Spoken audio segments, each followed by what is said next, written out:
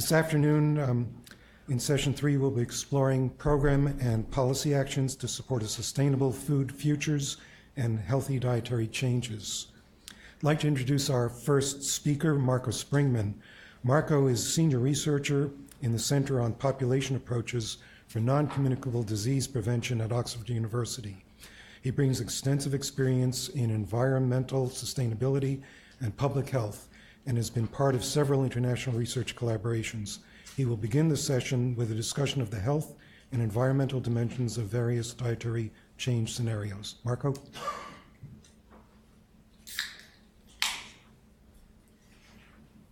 Yeah, good afternoon, everybody. I hope you had good lunch and strong coffee to wake you up again. So I want to talk about mostly the health and environmental aspects of different sort of sustainable diet strategies that you can think about and we have been talking about so far. For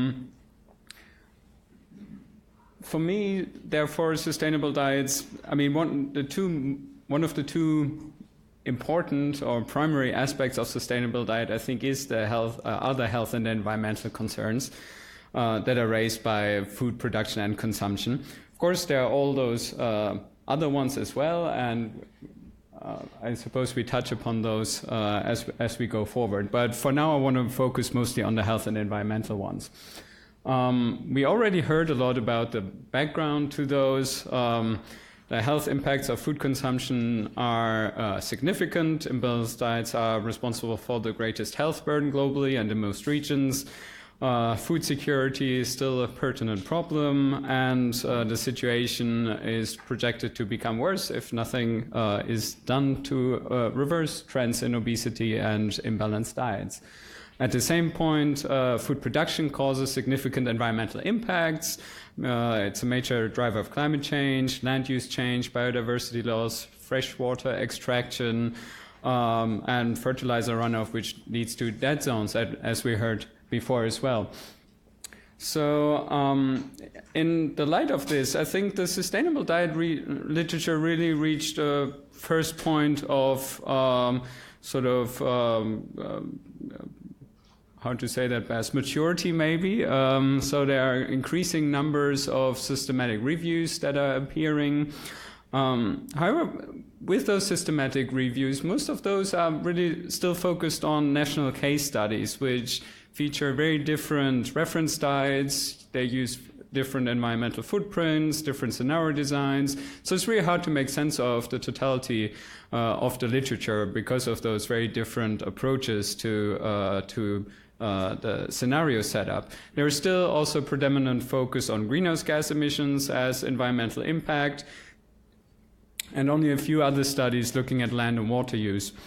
And most importantly for me, being in a population health department, is that the health impacts are often not explicitly analyzed beyond simple adherence to national dietary guidelines or directional changes in nutrient levels.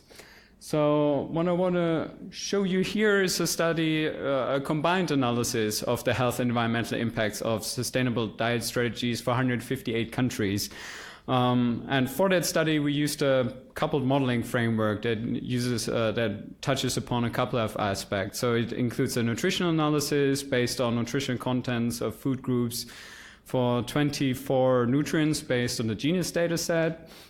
And comparison to WHO guidelines on nutrient intake includes a mortality analysis that is based on a comparative risk assessment with 9 dietary and weight-related risk factors and 5 disease endpoints based on a health model we developed at Oxford that is fairly similar to what the global burden of disease is doing.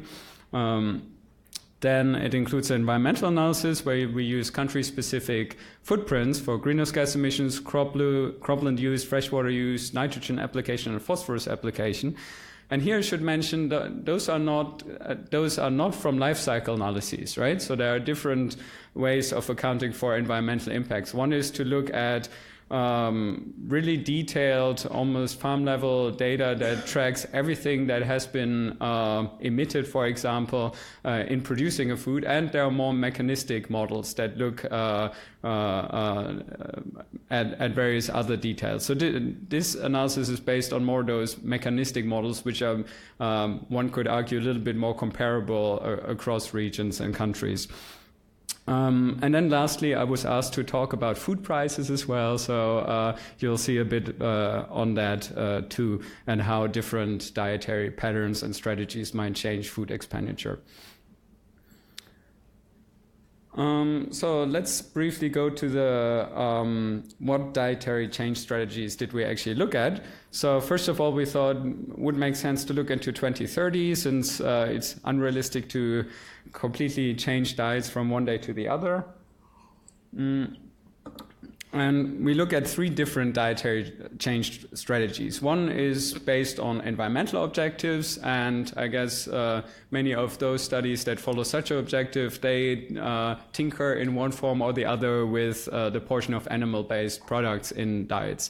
So what we did in a series of 4 scenarios is we reduced or substituted animal-based products with plant-based products, with a substitution rule that is sort of based on what is observed in cohorts, how vegetarians change their diets compared to omnivores.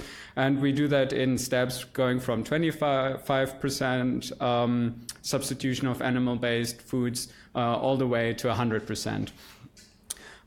Then we look at a dietary change strategy that is based on food security objectives, and here we look predominantly on what would happen if we addressed energy imbalances. And by that I mean both underweight as well as overweight and obesity. And again, here we go from 25% reduction overweight, underweight and obesity to 100% reduction. So that would be the food security person's dream, basically.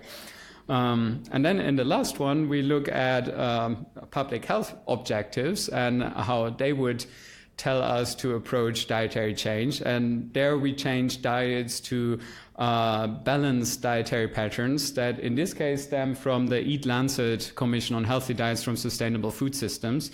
For that report, we developed 4 different balanced dietary patterns: flexitarian pattern, pescatarian, vegetarian, and vegan. All of those are predominantly plant-based, I guess one could say. Of course, the flexitarian still has a portion of animal-based products in there, but it's tremendously smaller than what is eaten at the moment. For example, in terms of red meat, it includes 100 grams of red meat per week. Okay. But at the same time, it also has recommendations in for lots of other food groups. For example, what is a good amount of legumes that people should eat, and nuts and seeds and all that. But we try to regionalize those dietary patterns based on country-level preferences in terms of types of grains, fruits, and also types of meats. So with that, let's go into the results. So I first talk about the mortality ones, then I go to the environmental ones, then I show you a little bit of the association of the two, and then the nutritional ones and the food price ones. And probably somewhere in the middle I run out of time, so let's see. So what you can see here, and maybe I look with you here because, as mentioned, everything looks sort of purple on my screen. Let's start with the right? So what I show you here is percentage reductions in premature mortality. And the different sort of bits of the columns, they show you what risk factor is responsible for what. So at the very left one, that would the kcal minus 100, that would be if there are no weight imbalances, right? So that is the food security strategy. So what you can see there is you get about a 10% reduction in premature mortality in 2030. Most of the reductions come through reductions in obesity, followed by reductions in underweight, right? And then you get a bit increases because when you increase overweight and obesity and you keep the proportion of food groups fixed, you might also reduce some of the good food groups like fruits and vegetables. So that's what you see here as well.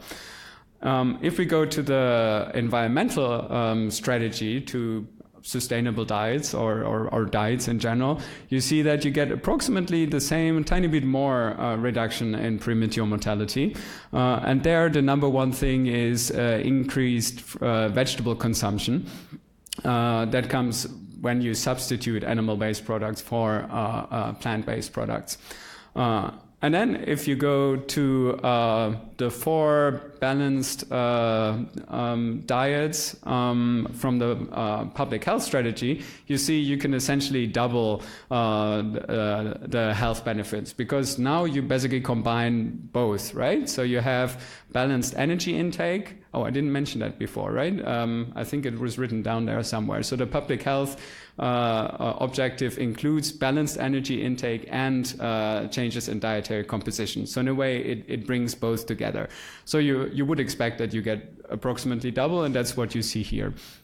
I don't want to stress, go too much into detail which of those 4 balanced dietary pathways is better. I just want to note that each of those is much better than any of the other ones taken alone.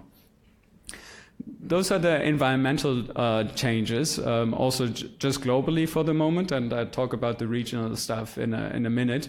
What you see here again, going to the right, is you get small reductions in all those environmental indicators globally, and that is the case because globally there's a greater percentage of overweight and obese people than there are underweight people. So if you correct for energy imbalances, you basically take out food out of the system, and therefore you get lower environmental impacts here. For the environmental strategy, where you replace animal-based products, the story is a bit different. There you take out lots of animal-based foods, and therefore you get a very high reduction in greenhouse gas emissions. As you saw, that is one of the big things that are associated with animal foods, animal-sourced foods. However, because you have now such high substitution from animal-based foods to plant-based foods, and some of those plant-based foods are actually fairly high in water use, you get an overshoot and you have some increases in water use in those scenarios. However, if you again combine reducing global calorie intake or reducing those imbalances and a more balanced formulation of dietary intake, by food group, then you get reductions in all environmental impacts. Some of them are not very large. So, for example, in the vegan scenario, you get small reductions in global water use, and smaller than, for example, in the pescatarian scenario, which is what you would expect. But at least you get reductions in all of those domains. Now that is the global picture, right? And lots of people who look at that criticize those global studies for, oh yeah, but that is not context specific, right? And that is a completely valid criticism. So now I want to run you through a bit more regional specificity. And here I grouped all countries by income group. So you have high income countries, the HIC, upper middle income countries, lower middle income countries, and low income countries. And what you see here is if you go down this strategy of improving energy imbalances, you get sort of small reductions in most of those indicators, like premature mortality, greenhouse gas emissions, and so on, except for low-income countries. So, because people in those countries, they consume too little in a sense, right? So if you address imbalances, you actually make them consume more. Thus, they have higher cropland use, higher emissions use, higher water use. The nitrogen application is a bit less because what is included in that baseline are sort of changes that balance fertilizer application a bit. So some technological improvements are included in there that in this case outweigh the increases you would otherwise see. That is not the case, however, if you look at the animal substitution scenario. There you get large reductions in greenhouse gas emissions in all regions, also reductions in premature mortality, but they're not as large in low-income countries because you don't have so many animal products that you can substitute, right? So very heterogeneous picture there. That is also the case when you look at those other things. Very high increase in cropland use, freshwater use is increased everywhere, and increases in nitrogen and phosphorus application in low and middle income countries. Now, if we go to the public health approach, and here I show you the flexitarian impacts for a flexitarian diet scenario. There you get a little bit more balanced. You get a higher reductions in premature mortality in most regions. Greenhouse gas emissions are differentiated depending on what your income is, but they're all reduced. And most of the other things are also reduced up to cropland use and freshwater use and phosphorus application in low-income countries. So you get a bit more balance regionally, but still it looks, you don't get reductions everywhere, right? So there are trade-offs. This is another way of looking at it. So that shows you where do those changes go actually hand in hand, because it's always said, yeah, sustainable diets should really combine health and environmental concerns, right? And what you see here is that you can do that in most of the time in high and middle income countries, but at least even with projected technologies and intensities of production, in low income countries, there is basically no way you can align that by 2030. What you see here as well is what I stressed before, I guess. The public health strategies that go to those balanced dietary patterns perform somewhat better than the other two.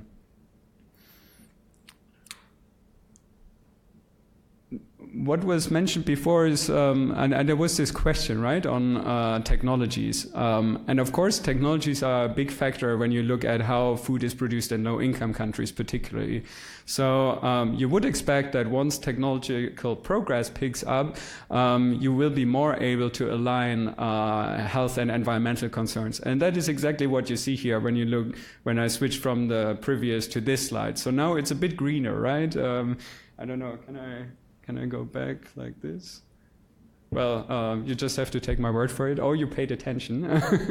So one could expect that bringing actually some of the more technological advanced production methods to low-income countries would actually help in making the production processes lower in environmental impacts and deliver more of those co-benefits that we find in the other regions. I only have 3 minutes, so with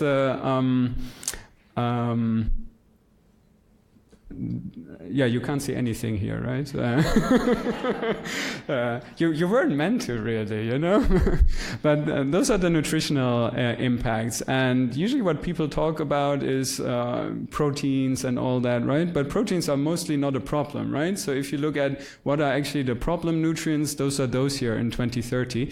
And protein might be a tiny problem in low-income countries, where in 2030 there's projected to be a 2% too low consumption of proteins, but in most other ones, not a problem at all, right? And here you see again a similar picture. The kilocalorie scenarios, they might improve a little bit in low-income countries, but not really enough to address those the nutrient deficiencies. The animal substitution scenarios, they improve stuff where you can substitute, but that means they don't improve much in low-income countries. And the public health scenarios, they improve something, but in some situations you might still have too little of, for example, some B vitamins or calcium in the more plant-based scenarios. So that would need to be supplemented. Briefly, the food prices. So it's nice that I still have time to talk about this. So what you see here is the first row are absolute changes in weekly food expenditure. What you see here is the kilocalorie ones. They are all reduced because you suddenly eat less. Globally, and the other ones, they are increased because fruits and vegetables are usually fairly expensive, and the increase in prices outweigh the reductions in animal products. But if you again combine eating a bit less with eating better things, then you can see that in most of those scenarios you can actually compensate for that. You only have an increase in global weekly food expenditure in the pescatarian scenario because fish is very expensive. Of course, that differs again quite a bit by country, and in low-income countries you actually have an increase in all of them. So that is a big developing. That's a big problem basically, and maybe calls for including those help for more balanced dietary patterns in official development aid. So with that, let me get to the conclusions. 1 minute left. So by region, I think I show you that improving nutrient levels and reducing diet-related premature mortality is possible in all regions. But only in high and middle income countries. That is really aligned with also reducing environmental impacts. That calls for a synergistic perspective on dietary change that takes into account regional considerations and technological changes, as well as possibly international support mechanisms if we think about prices. By environmental domain, of course, there are big differences. Greenhouse gas emissions matter globally, those other impacts matter locally. So here again, it really depends on the context. By scenario, I hope I persuaded you that a public health strategy is best suited. And really, if we push for that and we address both of those, we balance dietary intake and food composition, then that might already deliver quite a bit on our way to achieving sustainable diets. How does it look like at the moment? Well, most national dietary guidelines do actually not reflect the evidence on healthy eating that was used to deduce those dietary patterns. Most of those have no or 2 lags limits for animal source foods. In particular, dairy. It's a big problem here in the US, which is really not supported by the evidence base if you look at it. So really updating national dietary guidelines should be a priority if we think both about our health and sustainability. And I guess I ran out of time, so I leave you with what I didn't address in the study, which are loads, but hopefully we have time to discuss a couple of those things. Thanks a lot.